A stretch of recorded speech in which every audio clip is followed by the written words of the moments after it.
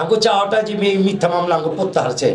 আমরা তো জীবনে কোর্ট কাছারি আমরা এগুলি কোনো কিছু জানিবি না।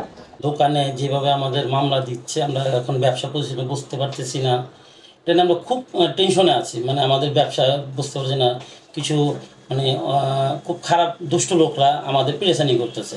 কেন মূলত পেরেশানি করছে? আপনি কি তৎকালীন সরকারের সাথে রাজনৈতিকভাবে কোনোভাবে জড়িত ছিলেন? জি না, আমরা তো ব্যবসা করি, ব্যবসার সাথে জড়িত, আমরা ব্যবসায়ী সমিতির লোকে জড়িত, আমরা কোনো রাজনীতির সাথে কোনো জড়িত নাই। আমাদের যে সমিতি আছে, 2-3-4টা সমিতি আছে, সমিতির সাথে আমরা জড়িত। ব্যবসায়ী কীভাবে আগে বাড়া যায় ওটির সাথে জড়িত, কিন্তু আমরা তো রাজনীতির সাথে নাই। আমরা সরকারে, যেই সরকারে আসুক ওই সরকারের সাথে আছি। আমরা ব্যবসা করার জন্য সরকারের পিছনে আমরা লোক পারি এই কারণে যে আমাদের ব্যবসা কীভাবে সুবিধা আনা যায়। আমরা সরকার তো সুবিধাই না, এটা আমরা জনগণরে এটা আমরা বিলি করে দিই। সুবিধা আমরা সরকারতে নিই, কিন্তু আমরা তো এখন সরকারের সুবিধা নেব, আমরা প্রতিষ্ঠানে বসতে পারতেছি না, কোথাও মুভ করতে পারতেছি না, যে আমাদের এই পেরেশানি রাখতেছে। আমরা তো এটা বুঝতেছি না কারা করতেছে। কোন কোন সমিতির সাথে সম্পর্কিত আপনি? আমি মালিক সমিতির সাথে, মালিক সমিতির ডাইরেক্টর আমি, ওটার সাথে জড়িত। Bearing association, Bangladesh bearing association, ওটার ডাইরেক্টর আমি। আর বাম্মার ওটার ভোটার আমি। আবার এফবিসিসির ওটার মেম্বার আমি। 4টা সমিতির সাথে আমি। একজন প্রতিষ্ঠিত ব্যবসায়ী আপনি, একদম নিঃসন্দেহে এটা বলা যায়। এবং কত বছর যাবত ওখানে আপনি ব্যবসা করছেন? আমি ওখানে মেবি 25 বছরের ব্যবসা করতেছি। এই 25 বছর, 15 বছর না হলে শুধু আওয়ামী লীগ ছিল, তার আগের সরকার? ওই টাইমে আমি ব্যবসা করছি, খুব অনায়াসে ব্যবসা করছি। আমরা এই ব্যবসা করে আগে বাড়ছি আল্লাহর রহমতে। যে দুষ্টু লোক আছে, দুষ্টু লোকরা আমাদের একটু মানে পেরেশানি করতে চাচ্ছে। কেন না ওটা তো আমরা বলতে পারতেছি না, কেন পেরেশানি করতে চাচ্ছে। ভালো ব্যবসা করি, একটু আগে বাড়ছি ব্যবসা করে, এই কারণেই না কী কারণে এটা তো আমরা বুঝতে পারতেছি না। 5 আগস্টের পরে যে আমাদের উপরে যে মিথ্যা মামলাগুলো দিচ্ছে, এটা তো আমরা কোনো পাচ্ছি না। ব্যবসায়ীরা জানি কোনো পেরেশানি না হয়, এটা আমার আবেদন।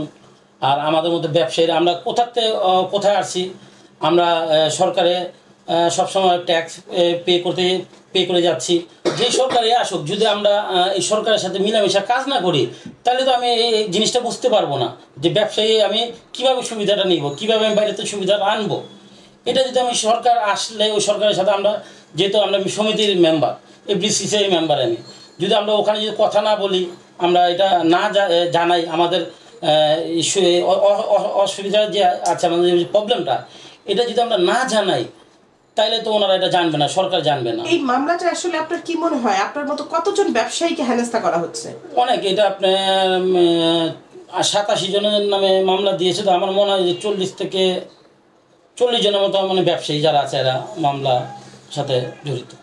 যারা জড়িত না ওদের দিয়েছে। কেউ আছে মসজিদের মানে কাজ নিয়ে ব্যস্ত থাকে, মসজিদের দায়িত্ব আছে, এরা বাসা মসজিদ এই সাথে এরাও আছে এই মামলার ভিতরে।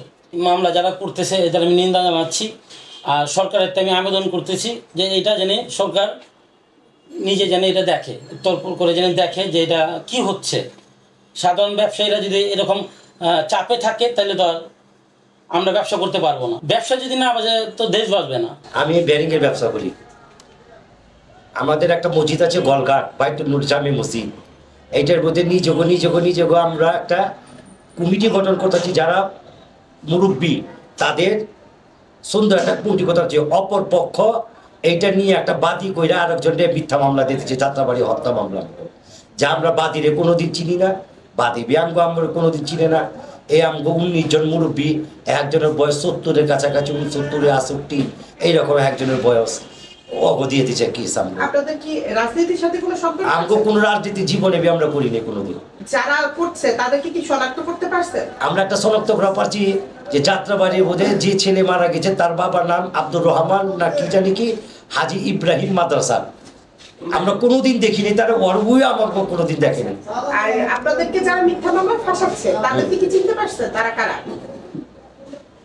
তারা চিনতে পারতেছি না, তবে ওই মাদ্রাসার মালিকের ছেলে, ওই যে হাজি ইব্রাহিম কাজলা মাদ্রাসা, ওই মাদ্রাসার মালিকের ছেলে এইগুলি করে যাচ্ছে হাফেজ আবদিয়া। ওই মাদ্রাসা মালিকের ছেলের সাথে আপনাদের কি কোনো দ্বন্দ্ব বা পরিচয় আছে? এইটা কমিটি নিয়ে একবার মন খারাপ হয়েছে। উনি তো ইয়াং ছাড়া, আর মুরব্বীরা এখানে মসজিদ কমিটি ওখানে দ্বন্দ্ব লেগা আমগুলো এই সব প্যাঁচা ওই দিচ্ছে হাজি ইব্রাহিমের ছেলে। আমগো চাওয়াটা যে এই মিথ্যা মামলা আমগো প্রত্যাহার চাই। আমরা তো জীবনে কোর্ট কাছারি আমরা এগুলি কোনো কিছু জানিবি না। আর অনেক মুরব্বী আছে যে শর্মে চোটে এখানে আইতাছে না, অনেকেই করতেছে ভয় পাইতেছে যে কি হইব এই মিথ্যা মামলা দিয়ে আমগো সপ্তাহে হয়রানি করাইতেছে। আমরা এটার বিচার চাই, আমরা একটা সুস্থ একটা তদন্ত চাই। আমাদের ব্যবসা প্রতিষ্ঠানে মানে চাঁদাবাজির জন্য অনেক হুমকি ধুমকি দিয়েছিল, চাঁদাবাজি দেয়নি বিদায় আমার ছোটো ভাই আমিরুল ইসলাম মিলনকে ওই যাত্রাবাড়ি থানার মধ্যে 5ই আগস্টে মামলা জড়ানো হয়েছে, যেখানে আমার ছোটো ভাই কোনো উপস্থিত ছিল না। আমার ছোটো ভাই ছিল মোকামে, মাওনা রাস্তার মধ্যে আমাদের মোকাম আছে, সেখানে ওই ছিল 5 তারিখ 6 তারিখ ওখানেই ছিল, কিন্তু মিথ্যে মামলা হয়রানিমূলকভাবে দেওয়াতে, কারণ আমার ছোটোটা ঠিকালে ব্যবসা প্রতিষ্ঠানে আসতে পারতেছে না, প্লাস খুব ভয়ভীতিতে আছে। আর আমার ছোটোটা কোনো রাজনীতির মধ্যে জড়িত নাই, সে 2002 সাল থেকেই এই প্রতিষ্ঠান চালিয়ে যাচ্ছে। আমাদের এই প্রতিষ্ঠান ছিল সর্বপ্রথম বংশাল থেকে আসলো দোলাইখাল নতুন ওই রাস্তায়, নতুন করে এখানে নিচ্ছে। ওই দোলাইখালে ওইখানে ঝামেলা হওয়ার কারণে চাঁদাবাজির জন্য আমরা এইখানের মধ্যে সেট আপ হয়েছি। এইখানে আমাদের যে খুব পেরেশানির মধ্যে রাখছে। কি মনে হয় আসলে কারা আপনাদেরকে জড়াচ্ছে? এটা আমাদেরকে জড়াচ্ছে বর্তমান কিছু আর কি বিএনপি নামধারী লোক, বিএনপির কোনো পদ পদবি নাই, মানে এলাকার প্রভাব বিস্তারের জন্য, প্লাস ব্যবসায়ী হ্যারাসমেন্টের জন্য, চাঁদার জন্য আমাদেরকে নানান ধরনের হুমকি ধুমকি পর্যন্ত দিচ্ছে। কি নাম? তার নাম হচ্ছে মিজান, এবং তার নামে আমাদের জিডিও করা আছে সুলতানপুর থানায়, আমাদের জিডি করা আছে, তার এই চাঁদাবাজি মামলার বিরুদ্ধে জিডি করা আছে। থানা থেকে বলছে যদি আপনারা দেখেন কোনো ডিস্টার্ব করে তাহলে কোর্টে গেলে কোর্ট তাৎক্ষণিক মামলা নেবে। কিন্তু আমরা যেহেতু ব্যবসা বাণিজ্যতে জড়ায় নিয়েছি, কোনো রাজনীতি করি না, কোনো রাজনীতির সাথে জড়িতও নেই, আমাদের কর্মীল ব্যবসা। আমি 41 নম্বর আসি। পরিচয়? আমার নাম মোহাম্মদ ইউনুস, আমি বাংলাদেশি মালিক সমিতির ডাইরেক্টর এবং সুন্দর মোল্ডিং মালিকের প্রোভাইডার। কেন মূলত আপনাদেরকে মামলাগুলিতে জড়ানো হচ্ছে? আমি তো তাকে ঠিকমতো জানিও না, চিনিও না, ওর সাথে ঠিক মতো কথা হয়নি।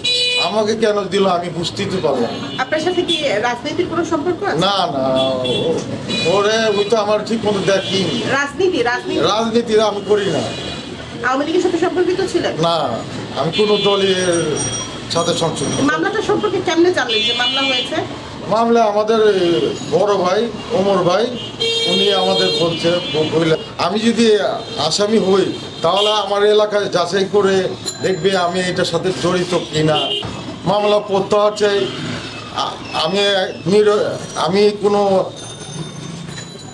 এটার ভাবে কোনো দিকে জড়িত না।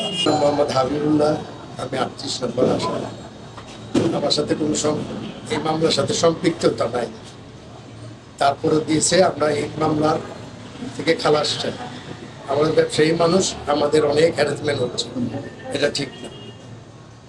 মূলত আপনাদেরকে এটার সাথে জড়াচ্ছে কে, কোনো কিছু জানেন? হ্যাঁ, যতটুকু ধারণা আমাদের এখানে একজন ছেলে আছে মিজান, সম্ভবত মিজান।